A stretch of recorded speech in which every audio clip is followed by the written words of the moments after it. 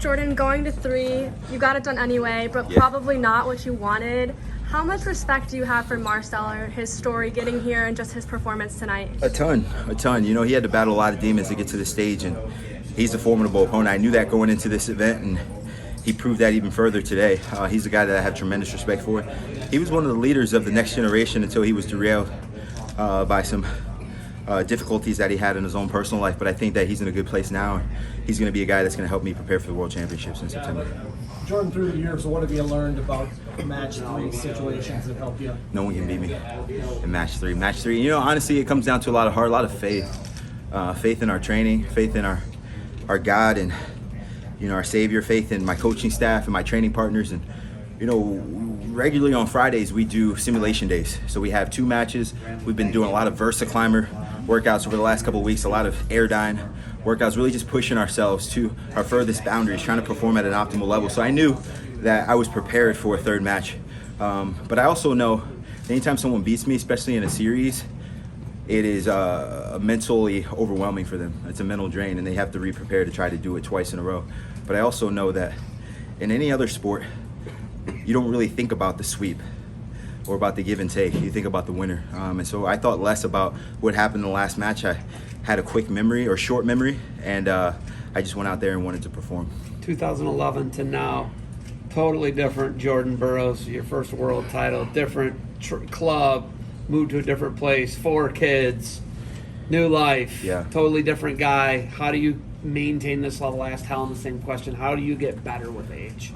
Faith, consistency, surrounding yourself with great people. I went from a great staff at Nebraska, great training partners there, and fit in like a glove at the PRTC. I think the biggest difference now is I have so many obligations outside of the wrestling room. You know, in 2011, I didn't really have much on my plate. I was relatively unknown, and I didn't get everyone's best shot because I was a newcomer to the game. Now I'm very familiar. There's a lot of video on me. Guys have watched me wrestle, even cheered for me, but now they want to knock me off. And so I understand the position that I'm in. It's difficult. It's really hard, but that's why we do it. We do really hard things, and we challenge ourselves, and we want to overcome those things. So we present a challenge, we prep for the challenge, and then with blessings, we overcome the challenge. I was able to do that today. I've got a great team around me. I got so many people to thank, from my trainers and Garrett Hood, Connor Milstein, to my head coach, Brandon Slade, to all my training partners, Dave McFadden, Joey McKenna, Mark Hall, my wife, my family, everyone that supported me throughout this journey. It's not been easy, but it's been a lot of fun. I'm enjoying this ride, and I still got a lot of work to do. As you get older in age, what are some things that you've had to change physically to kind of stay at this level? Well, I got a lot of aches and bruises, a lot of bumps, just from a lot of miles on my body. I try to perform well as often as possible, but I've really started to key in on development and different facets of my training.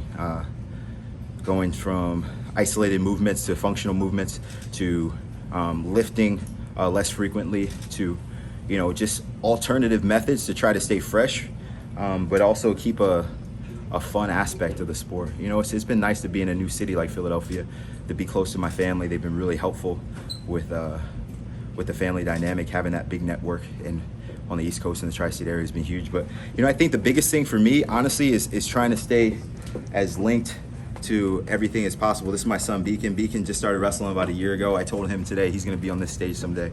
So we're prepping him slowly to be a champion himself, but more so to be a good young man. Speaking of your kid, how much more do you think you got before you wanted to spend time developing your kid?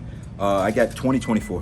2024 is it for me. I've set that goal for myself. I want another shot at Dake and then another shot at Sidikoff in 2024, and then I'm gonna ride off into the sunset, regardless of performance, regardless of outcome, whether I'm a gold medalist or I don't make the team. 2024 is my last year of competition in the sport of wrestling. You've had some legendary performance. The ankle was 2013.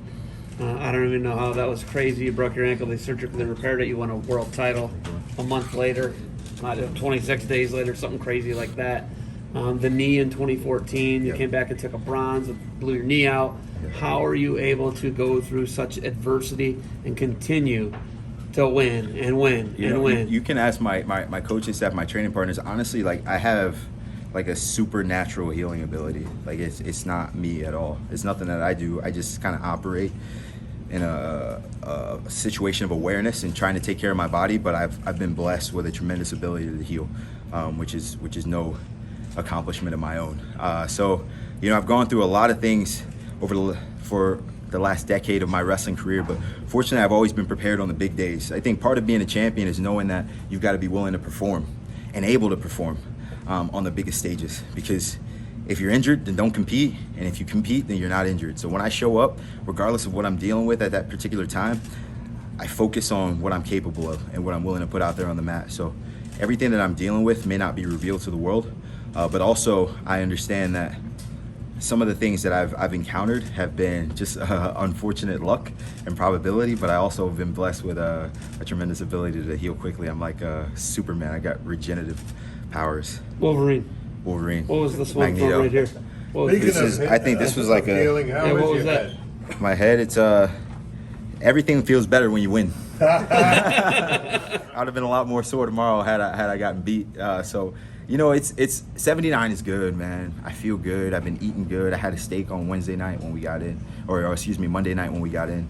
Last night I had dinner. I don't ever have dinner at 74 kilos the night before weigh-ins. The 11:30 weigh-in today was huge because we got to wake up late, sleep in, train before weigh-ins, go out and compete this evening. So I feel good at this weight class. But also I think, you know, this is just part of the game. You know, if you watch a lot of my world championships, world team trials, I'm wrapped up often. So it's just kind of part of the journey. Is I shoot a lot, I wrestle with a high pace, and put a lot of velocity behind my shots, and so most oftentimes I end up bleeding. What opened things up in match 3? Just continuous encouragement from my staff. You know, just telling me like, hey, you're capable, you're prepared, you're ready for this, you were built for this, you can do this, you've been here before, you've done this on many occasions. And I think that's ultimately what kind of gave me the reassurance and the peacefulness that I knew that I was ready. I knew that I've been prepared for this. And it's only an 18th minute of wrestling. You know, we train every day for multiple hours a day just for a 6-minute match. And so after each match, it's its own isolated incident. It's exclusive to that 6 minutes and no other part of my day. And so after I lost that second match, I recognized that, you know, shoot, I would much rather be celebrating with my family right now. But my coaching staff continued to pour into me, and they said, listen, you're ready. You can do this. You're capable. And if you're willing, you can go out and show the world why you're one of the toughest guys in the world. So it takes a lot of heart. And Tervel Delagnev was in my corner today. I haven't seen Tervel all year, really since the World Team trials. And he was one of the guys that I called because I trust him a lot. And so him and Slay are a perfect combination in my corner, and I love having those guys around, and they give me a ton of encouragement and keep me mentally locked in where I need to be to perform at an optimal level. When did you decide 2024 was going to be it? Probably a few years ago. I think, you know, I thought 2020 was going to be it, and it didn't finish the way I wanted it to, and I figured, you know, at every point you're like, you reevaluate, you reassess how you feel physically. It's like, okay, my shoulder's a little banged up, I can make it. My knee's a little tweaked, nah, I can handle it. So I think at this point now, I'm like, okay, things are starting to hurt and linger a little longer. Like they're not going away after a couple of days. So, you know, I feel like it's almost that time for me. Plus my kids are getting older. Like, you know, it's hard to be a great man and have great kids because you're so busy pursuing your own goals intently that you forget about really pouring into your family. Because you're so deliberate on achieving the things that you set out to do yourselves. And so I think the great thing for me is I have kids that are a constant reminder to me to settle down, to stop, slow down, and smell the roses. And then also, he's like, Dad, I love what you love because you've pursued it first and you showed me how it was done. Now, really intently show me. And so I think it's a really cool situation that I have at the PRTC. We've got Rich Perry, who has 4 kids, Brandon Slade, who has 4 kids, I have 4 kids. So we have a really special bond where we're all in a very similar season of life. And we can bounce ideas off of each other, help each other grow as husbands and as fathers. But I think, 2024, it feels like it's time. I'll be 36 years old. My son will be 10 years old, and he will just be getting into a realm of competition himself. And you know, I've been on the road for a long time. I put a lot of miles on my body, and at this point, I've given all I could give to this sport. And so when I step away, I want it to be for good. I don't want to have any sort of indication or or kind of nudge to come back, or man, I could beat these guys, I can still do this, I can make this team again. I want to be through with it and say, hey, I've poured it out, I've sacrificed everything, I've committed my all to this sport of wrestling, and I can walk away in peace and contentment knowing that I've done what I could. But I haven't reached that time yet, but if I don't set a hard date in 2024, I'm like, I don't know, Olympics are in LA, they're domestic, I might make it, but I'll be 40 years old in LA, there's no way. In wrestling, you live your life a cycle at a time. So everyone says take it year by year, it's impossible. You're always looking at the Olympic Games at the end of that quad. I think Paris gives me the opportunity to do some things that I've really wanted to do. That's wrestle Kyle Lake again, and then also Zarbek Sidikov from Russia. I was with you in London the night you won the Olympic gold medal. Yeah. Seems like yesterday. I know. We were out celebrating. It was a good time. And that was when you first, all I see was gold. All I see is gold was born. I'm going to go get John Smith's record. I know. I'm going to be the GOAT. It's coming, man. It's near, right? It's near. It's near. You think about that stuff. Like when I lost that second match, you start to think a little bit like, damn, what's my summer going to look like if I lose this match? If I don't buckle down and go get this done, what's the next few weeks of my life going to look like? How am I going to dial in and be a good husband? How am I going to treat my wife? What sort of words am I going to address my family with over the next couple of weeks as I go through this darkness of trying to recover from defeat? But I still had the ability to control my destiny. So all those things go into your head in between matches. But I think ultimately, I'm in a great place right now. I feel good about the opportunity to go and get number 7. But also, honestly, I try to not look big picture. I try to just focus on the day. Like, my job is to be a great husband, great father, get better at wrestling. Take care of my teammates, take care of the people around me, be a servant leader, be loving to all the people that have poured into me. And if 7 comes, then great. But, I try not to look too much into it because I understand that the journey and the process of development is much more important than the goal. All of my medals, I don't even know where all my medals are. They're just all over the house. Some are in storage, some are at my parents', some are on the trophy case, some are, in a bookshelf. It's about the journey, the people you meet, the memories. Like, this is a memory. This scar on top of my head always remind me of MSG 2022. This 3-match series will always remind me of the words and encouragement that my coaches gave me between 2 matches. This video will remind me of my little boy Beacon at 7 years old standing with me in an interview, when someday he goes on to do something great himself. Like, this is what I cherish most. Not the medals, not the records. These moments are what I remember. Those dark thoughts that run through your mind in between matches, are they seconds or minutes of that? How long do they go on? Just a short period of time, because that was a quick turnaround. The round started at 6. I didn't wrestle till 8:30, and then you go from 8:30 to like 9. All right, so it's a really quick turnaround. You good, bro? But I think there's continuous reinforcement from the coaching staff. They don't allow you to even think a negative thought. So everything I think myself, there's like, hey, you can do this. You're ready. We've done this. You live for this. You were born for this. You were built for this. So all those things are good for me. Beat the Streets. It's a developmental organization for youth to keep kids from the 5 boroughs off the streets and do positive things like wrestling. Yeah. And then you have, obviously, it's huge for kids who are people of color and to help them develop. What does it mean to you to come wrestle in this event? You light your lights out in it every year. Every year your lights out in it, whether it's in Times Square, USS Intrepid, wherever it is, your lights out. What's it mean? Right? Well, you know what? We've worked very closely with Beat the Streets Philadelphia now. Basically a derivative of the large Beat the Streets National. So this is an umbrella and a branch of Beat the Streets, and they've done a phenomenal job in raising money and keeping kids out of the streets, out of trouble in underserved areas. And one of the things that I've realized working with Beat the Streets over this last year is I've spent a lot of time with Beat the Streets individuals, but it's always been technique, a little bit of encouragement here, selling the dream, showing them my medal, trying to give them the hope of someday being Olympic champions. But when you really start to work with these kids daily, you start to recognize the difficulties that they're going through on an everyday basis, what they go home to, how difficult their lives are.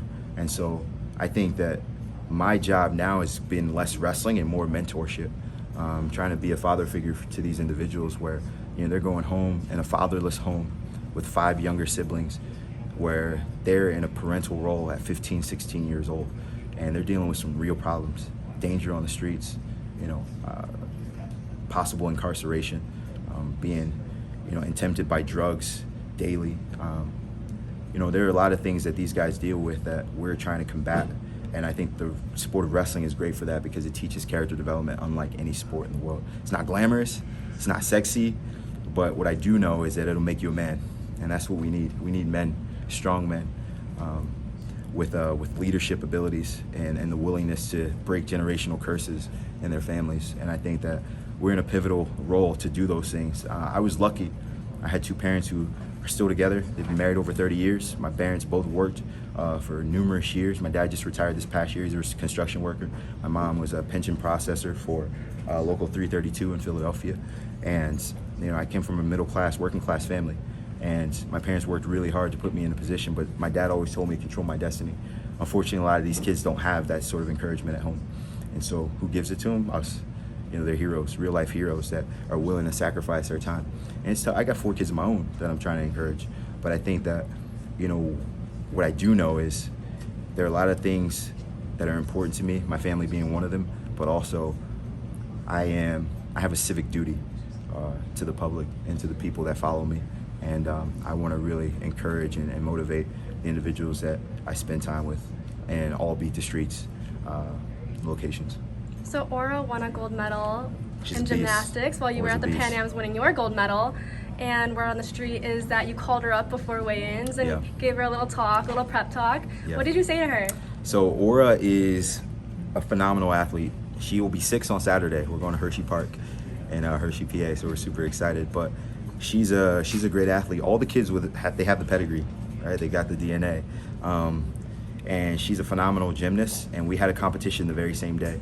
May 7th, I was in Acapulco, Mexico, and she was in Cherry Hill, New Jersey, in her first competition with her gymnastics class, and she won a gold medal. So she executes her form and all her routines precisely, and with a lot of just precision and excitement. She loves it. She's cartwheeling everywhere she goes. She really loves the sport, and so it was really exciting for us. It was an exciting time because, when I called her, I just told her, hey, I love you regardless. If you win, I love you. If you don't win, I love you. And I'm like, when I come home and I see you, I'm gonna give you a big hug regardless of what color your medal is. But let's go win. That's And so awesome. I think it was pretty special. It was special, and she wore it all day. I called her that morning when she had first won it, and I called her back that night to say goodnight, and she still had it on in her pajamas. Outfits had changed, but the medal hadn't. It was still there, and she was really proud. She was really proud of herself, and we try to be a family that encourages one another to do special things. So she was the second in the family to win a gold, and we're working on getting this guy prepared to win a gold medal someday in a sport of his own. But right now, I think the biggest thing for us is creating individuals in Beacon and Aura and Rise and Banner that are going to be positive contributors to society, that are going to be servants, that are going to be great leaders, but also are going to be obedient to their parents. I tell them all the time, if you listen to mom and dad, you'll have quality lives. And so we try to pour into them as often as possible. But again, I've got great leaders. I've got great mentors myself. And so I'm being poured in, and in turn, I can reflect all those blessings that I have, and that makes everything special. Congrats, Jordan. Thank you guys. Thank you guys.